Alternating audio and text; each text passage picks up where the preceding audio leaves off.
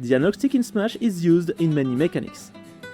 Today, we will study it in depth and thus be able to explain some very advanced aspects of the game. I am Icarus from Frame, and in this video we are going to look at how the controller works in Smash Ultimate. The GameCube controller is not yet fully understood in Smash Ultimate. To better understand it, we will first look at its left analog stick. Behind it is hidden what we call a stick box. It looks like this and it is composed of two potentiometers. Their value depends on their inclination, and they allow the analog stick to send values from 0 to 255 for a total of 256 values. There is one for the horizontal values and a second one for the vertical values. So we can represent all the possible positions on a square of 256 pixels by 256. On this controller, the movements of the stick are constrained by an octagonal gate. To simplify the values, we can remove 128 everywhere, so the origins become 0, 0, and the values go from -100 to +100. This is what happens when we turn our stick. Then, the controller sends its data to the Nintendo Switch. Once arrived, they will undergo a special treatment. But then, how does the game interpret this data? To understand, let's go back to our representation of the stick. We add the octagonal restriction and the X and Y axes. The first restriction of the console is called the radius. It is a distant restriction from the origin point, and as soon as the position of the stick leaves this circle, its in-game value is directly projected on it. And we get two different positions, the real positions of our stick and its translation in-game. So, whatever the position of our stick is on this dotted line, its in-game value will remain the same. And if we turn our stick, the in-game value will move along this circle. Added to this, there is an angular limit that forms trapezoids. This limit makes it easier to access in-game maximum values. This restriction exists both horizontally and vertically. This is what happens when we turn our stick. There is another more well-known restriction, which is the dead zone. This dead zone is composed of two bands, a vertical one that does not take into account the horizontal position, and an horizontal one that does not take into account the vertical position. The central zone is therefore a dead zone, where whatever the position of our stick is, its in-game position will remain 0, 0. Here is what happens if we move our stick in this horizontal zone. We can see that the vertical position is not taken into account. So finally, here is what happens in the game when we turn our stick.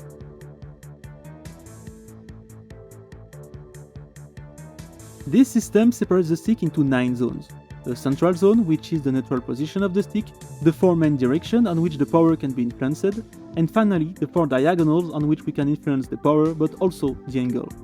This system becomes the logical evolution of the arcade stick and the D-pad, and becomes one of the most advanced ways to control a game in 2 dimensions. However, we are still not very advanced. On the 256 possible values, we do not know what is the size of the dead zone or even the size between the dead zone and the maximum values. To find them, we will need a tool and a test protocol. As for the tool, this is the project that helped me understand everything. This is an Arduino project that allows me to send any GameCube input to the Nintendo Switch. Here is how it works. The controller is wired to this device, which is itself wired to the Nintendo Switch by a GameCube port. It intercepts controller inputs and can modify them before sending them to the Switch. Here, I can program a GameCube input, and as soon as I press the Z button, the device intercepts the request and sends the programmed input instead. Now that we have the tool, we need the test protocol. To simplify, we will separate the data of the stick in its two components X and Y. And we are going to be directly interested in the X values because they control the speed and the acceleration when walking, running, or even moving in the air. For the test, I choose Palutena for obvious statistics, but especially for her feet. Well, let me explain. The test is simple. In training mode, you place yourself against the edge and then perform this input sequence. First frame we jump, then we do nothing for the next 2 frames, and then we give a stick position on frame 4, which is the first frame where the character is in the air. We repeat exactly the same protocol, except that this time we change the stick position. If you look at the feet of Palutena, For two different stick positions, we have two different in-game positions.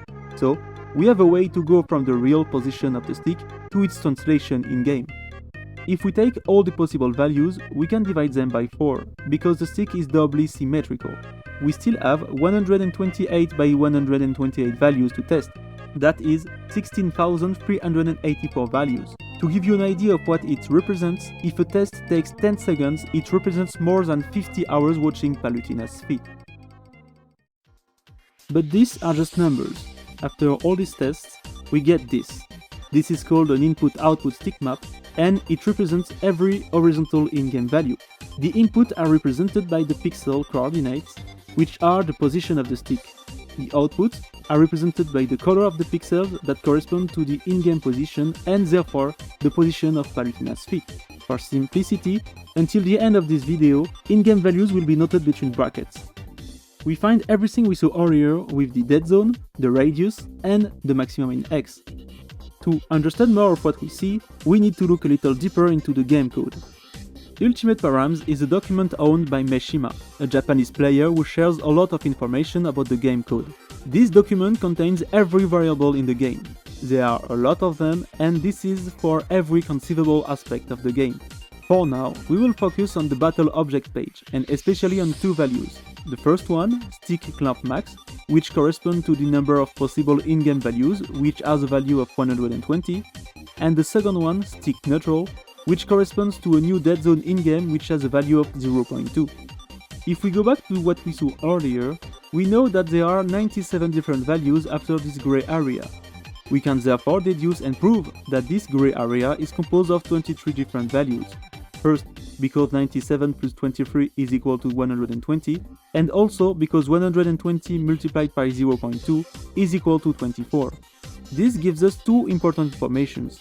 X and Y are both ranging from minus 120 to 120, and the dead zone are the values between minus 0.2 and 0.2, so after translation, between minus 24 and 24.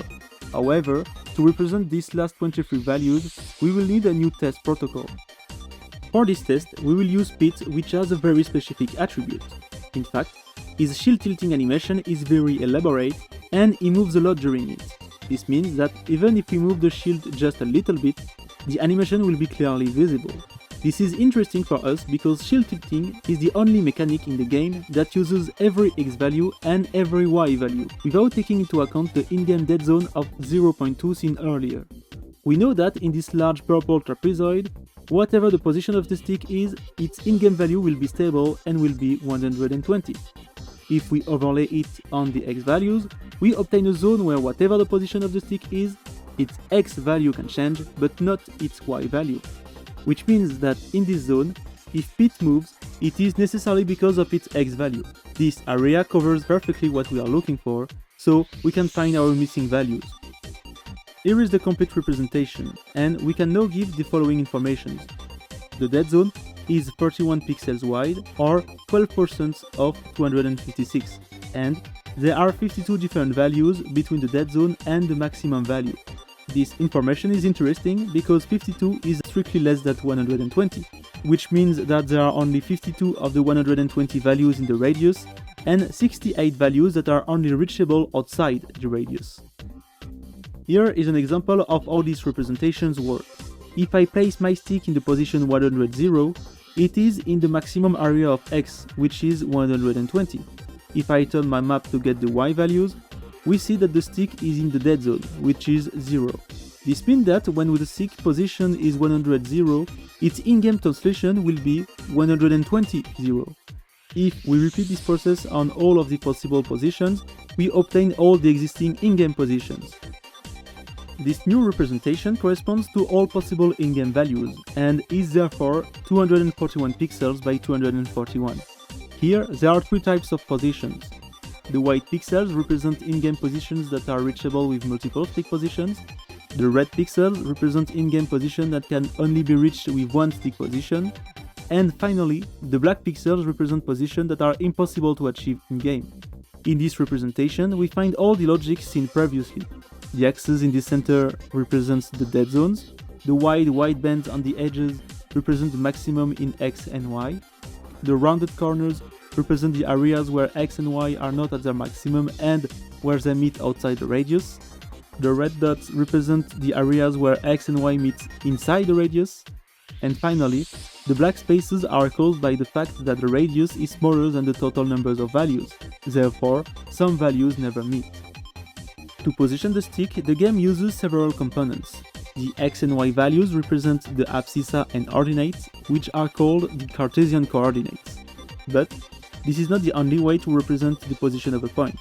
It can also be done with the distance from the origin, noted r, but also with its angle to the x-axis, noted theta. These are the polar coordinates and then can be deduced from the Cartesian ones. We can therefore represent all the different distances r, but also all the angles theta. Now, here are the numbers.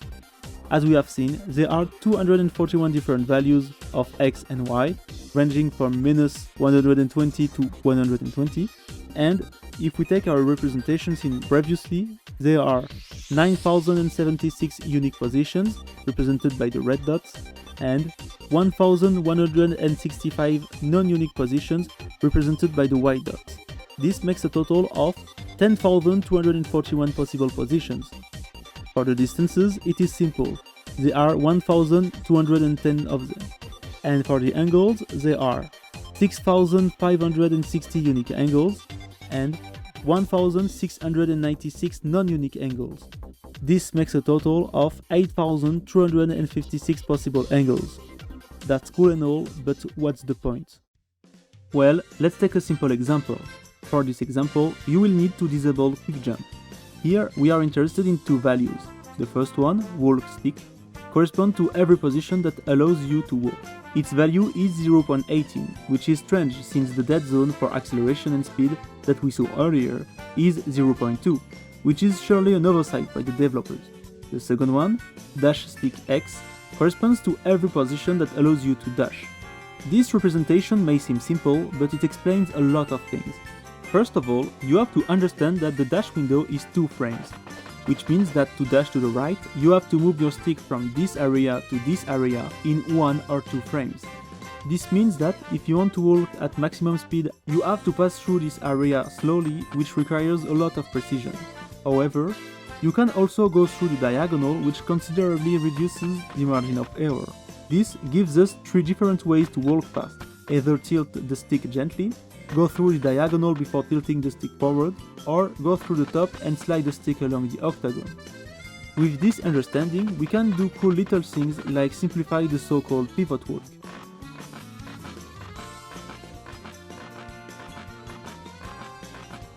This mechanic may seem unnecessary, but accelerating to full speed during a pivot is the easiest way for DK to get off the edge while carrying his opponent, and if you are fast enough, you can even do little things like this. Finally, going through the diagonal is the easiest way to turn before doing an action like a grab or a jab. With this method, you will never make an accidental dash. And, of course, you can do this kind of thing, but we'll save that for another time. And finally, to give you an idea of the distribution of the values, here is the representation of x values equal to 30 and minus 30, 60 and minus 60, 90 and minus 90, and 120 and minus 120. Here is the same for y values. It will be especially interesting to note that the distribution is not at all the same inside and outside the radius, and that it is much easier to be precise by going along the octagon for every mechanic that is strictly based on horizontal values or vertical values.